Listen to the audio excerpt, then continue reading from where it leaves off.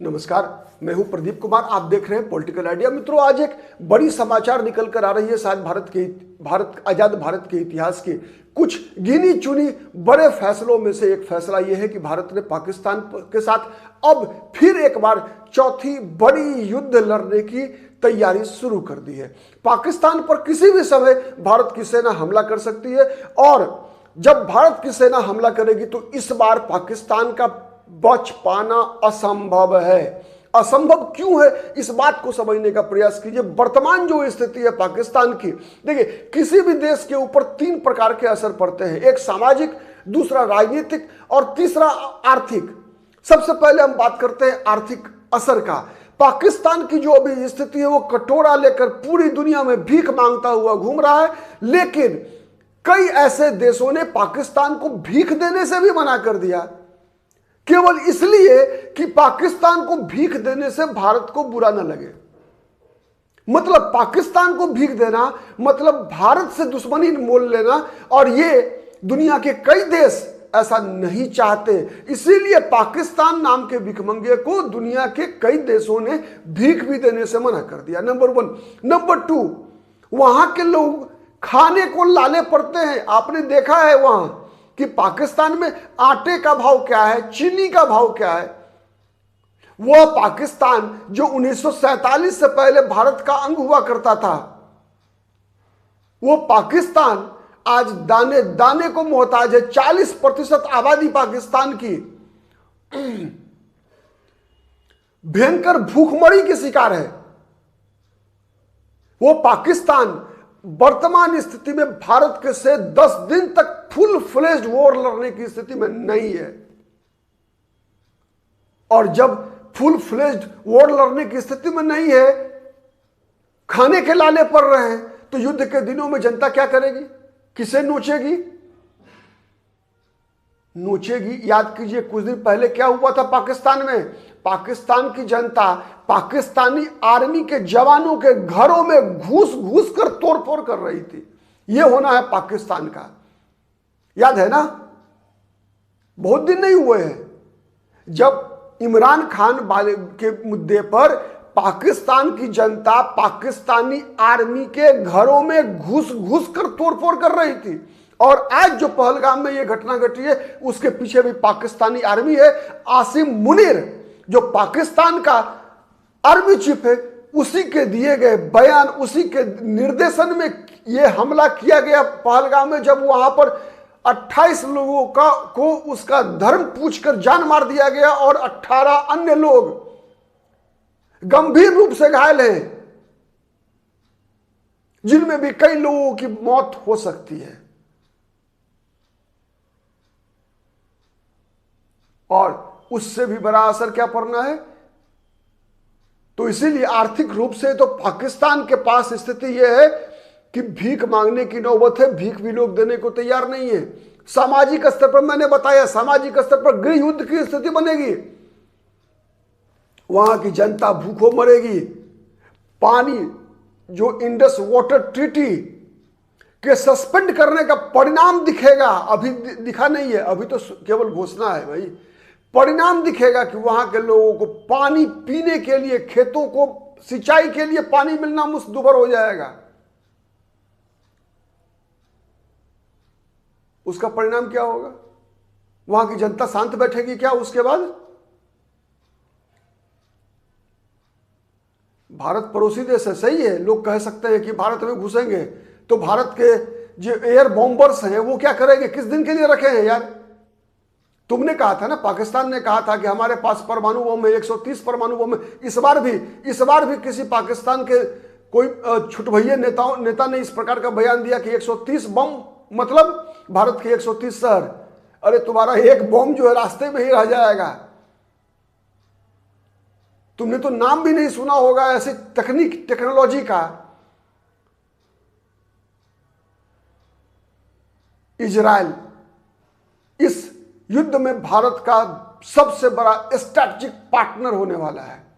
America और Israel की दोस्ती भी भारत को इस युद्ध में पाकिस्तान को उसकी नानी याद दिलाने में मददगार हो रही है। आपको पता है कि इजराइल की तकनीकी टीम भारत में है कि इस स्ट्रैटेजिक जो टेक्नोलॉजिस्ट होते हैं युद्ध वॉरफेयर के, उसमें इजराइल का लगातार सहयोग भारत को मिल रहा है पहले दिन से ही। इसका लाभ भारत को मिलेगा और पाकिस्तान को मुंह की खानी पड़ेगी। और सबसे बड़ी चोट पाकिस्तान को लगने वाली है कि भारत ने जहां पश्चिमी सीमा पर हमला किया, उसके बाद इंतजार कर रहा है टीटीपी, तहरीक तालिबान पाकिस्तान की सेना को बांस करने के लिए। भैया, तहरीक तालिबान पाकिस्तान को बहुते मारा है पाकिस्तान की आर्मी। आपने देखा होगा पहलगाम हमले के बाद सबसे पहला विदेशी किसी जो स्ट्रैटेजिक स्टेटमेंट होता है किसका आया था, याद है? तालिबान का।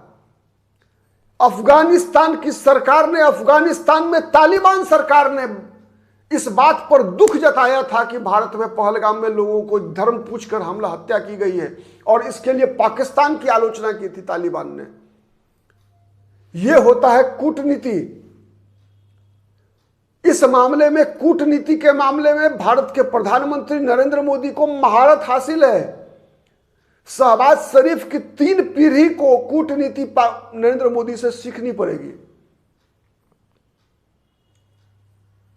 और याद रखिए, जब टीटीपी पाकिस्तान को घेरेगा तो फिर बलूच लिबरेशन आर्मी क्या करेगी? क्या करेगी बताइए? बलूच लिबरेशन आर्मी क्या करेगी? और जब बलूच लिबरेशन आर्मी सड़क पर निकलेगी पाकिस्तान की सेना का संहार करने के लिए, तो ईरान के राष्ट्रपति से प्रधानमंत्री नरेंद्र मोदी की बातचीत 3 बार हो चुकी है। आपको पता है, पहलगाम में हमले के बाद 22 तारीख से लेकर आज 27 तारीख है, पाकिस्तान ईरान के राष्ट्रपति से भारत के प्रधानमंत्री नरेंद्र मोदी ने 3 बार बातचीत किया है। और तीनों बार ईरान के राष्ट्रपति ने भारत के साथ सहयोग करने की मंशा जाहिर की है। आपको याद होगा, जब अमेरिका ने